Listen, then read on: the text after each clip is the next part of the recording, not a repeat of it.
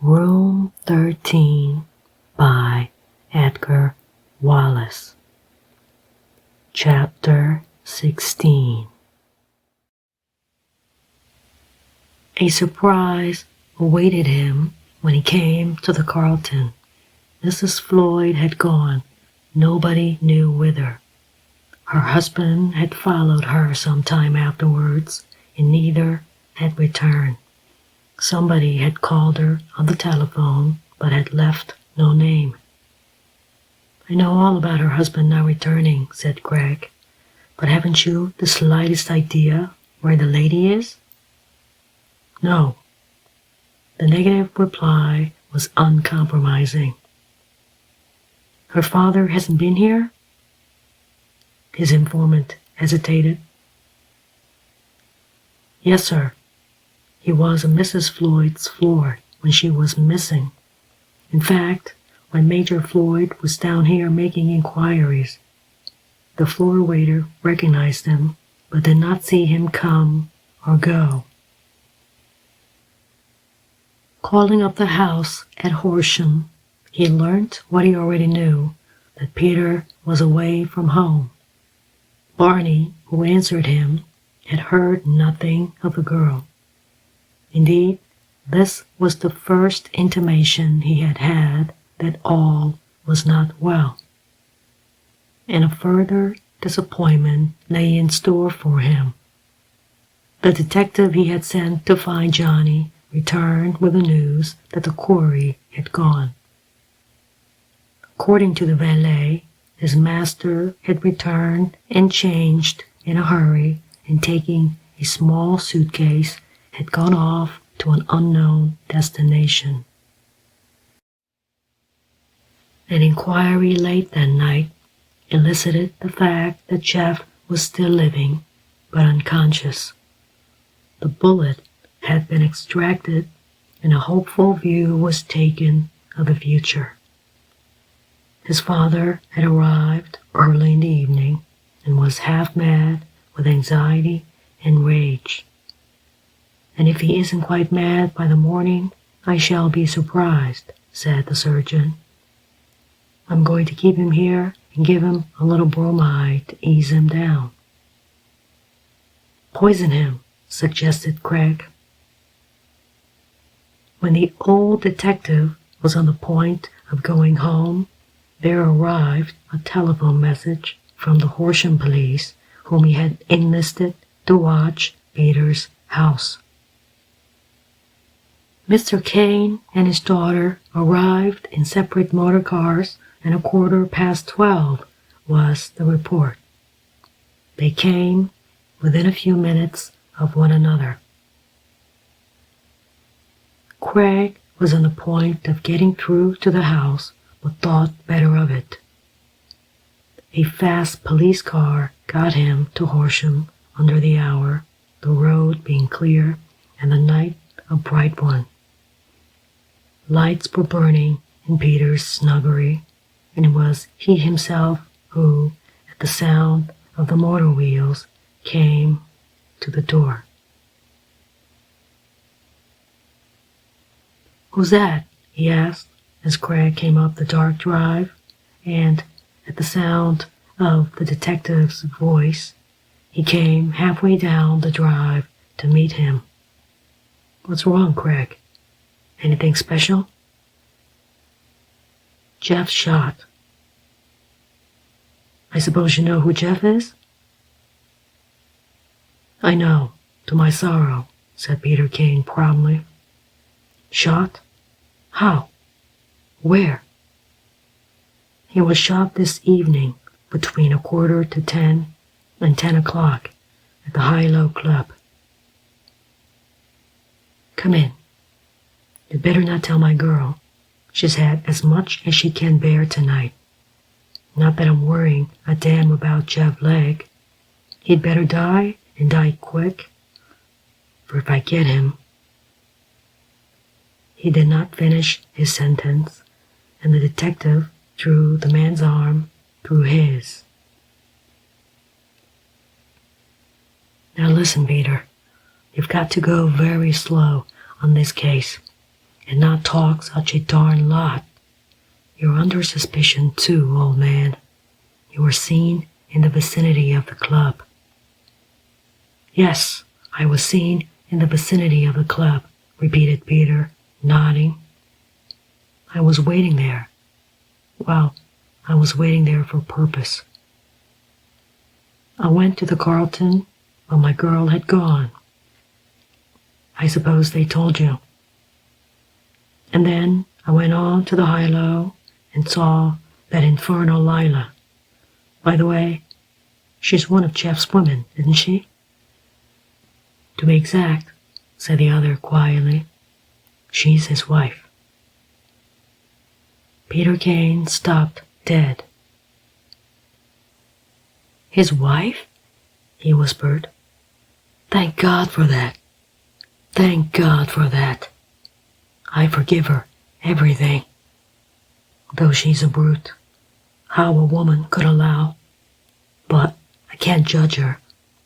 That graft has always been dirty to me. It is hateful and loathsome. But thank God she's his wife, Craig." "Then, who shot this fellow?" "I don't know. I'm going to pull Johnny for it." They were in the hall, and Peter Kane spun round, open-mouthed, terror in his eyes. "You're going to pull Johnny?" he said. "Do you know what you're saying, Craig? You're mad. Johnny didn't do it. Johnny was nowhere near." "Johnny was there. And what is more, Johnny was in the room, either at the moment of the shooting or immediately after. The elevator boy has spoken what's in his mind, which isn't much, but enough to convict Johnny if this fellow dies." "Johnny there?" Peter's voice did not rise above a whisper. "I tell you frankly, Peter, I thought it was you."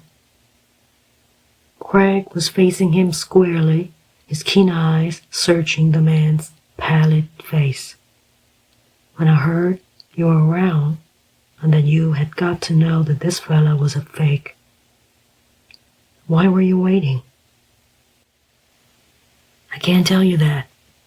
Not now," said the other, after turning the matter over in his mind. "I should have seen Johnny if he was there. I saw this girl Lila, and I was afraid she'd recognize me. I think she did too. I went straight on into Shaftesbury Avenue to a bar I know. I was feeling queer over this discovery of mine. I can prove I was there from 9:45 till 10 if you want any proof." "Oh, Johnny, Johnny!" All this went on in the hall. Then came a quick patter of footsteps, and Marnie appeared in the doorway. "Who is it? Johnny? Oh, it is you, Mr. Craig. Has anything happened?" She looked in alarm from face to face. "Nothing has happened to Johnny?" "No, nothing has happened to Johnny," said Craig soothingly. He glanced at Peter. "You ought to know this, Marnie," he said. "I can call you Marnie. I've known you since you were 5. Jeff Legg has been shot." He thought she was going to faint and sprang to catch her, but with an effort of will, she recovered. "Jeff shot?" she asked shakily. "Who shot him?" "I don't know. That's just what we're trying to discover. Perhaps you can help us. Why did you leave the hotel? Was Johnny with you?" She shook her head. "I haven't seen Johnny," she said, "but I owe him everything." "There was a woman in the hotel." She glanced timidly at her father. "I think she was a hotel thief or something of the sort. She was there to steal. A big Welsh woman." "A Welsh woman?" said Craig quickly. "What is her name?" "Mrs. Gwenda Jones. Johnny knew about her and telephoned her to tell her to take care of me until he could get to me. She got me out of the hotel, and then we walked down the Duke of York steps into the mall. And then a curious thing happened. I was just telling Daddy when you came. Mrs. Jones, she's such a big woman." "I know the lady," said Greg. "Well, she disappeared.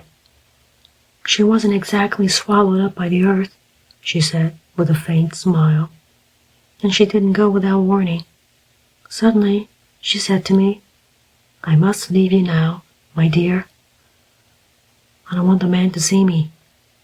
I looked round to find who it was that she was so terribly afraid of, and there seemed to be the most harmless lot of people about. When I turned, Mrs. Jones was running up the steps. I didn't wish to call her back. I felt so ridiculous. And then a man came up to me, a middle-aged man with the saddest face you could imagine.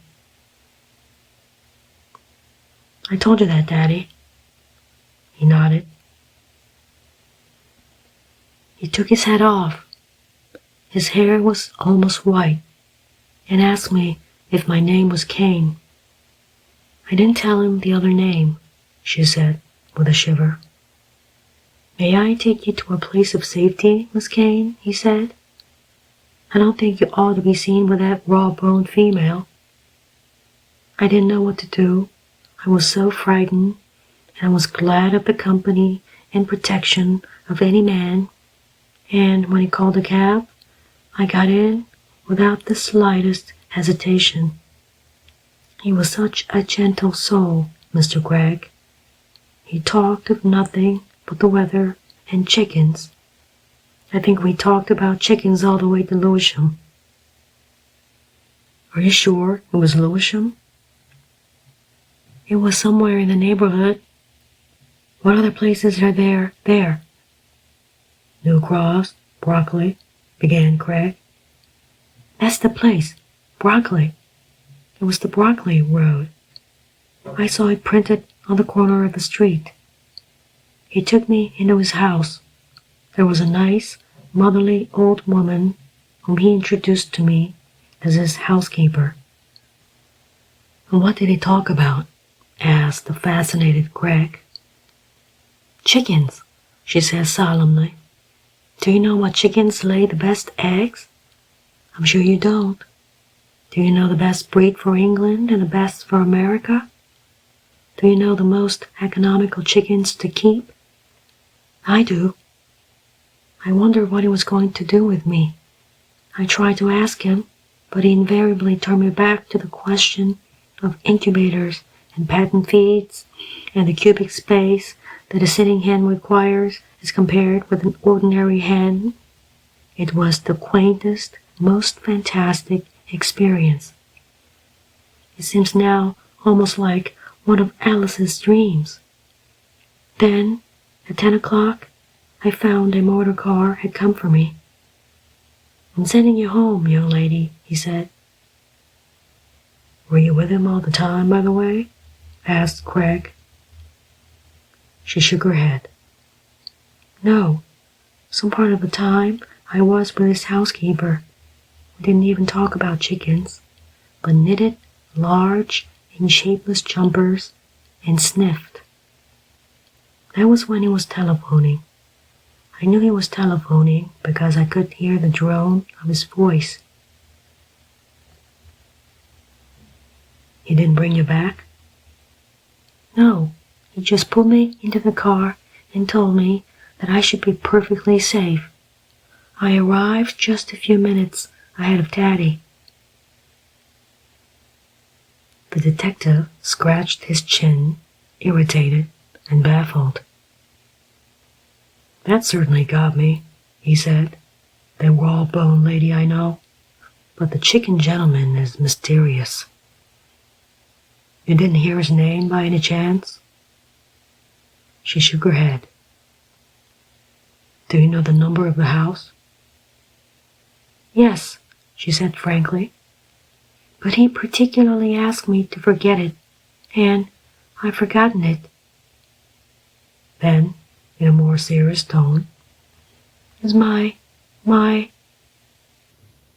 "You're nothing," interrupted Peter. "The blackguard was married to Lila.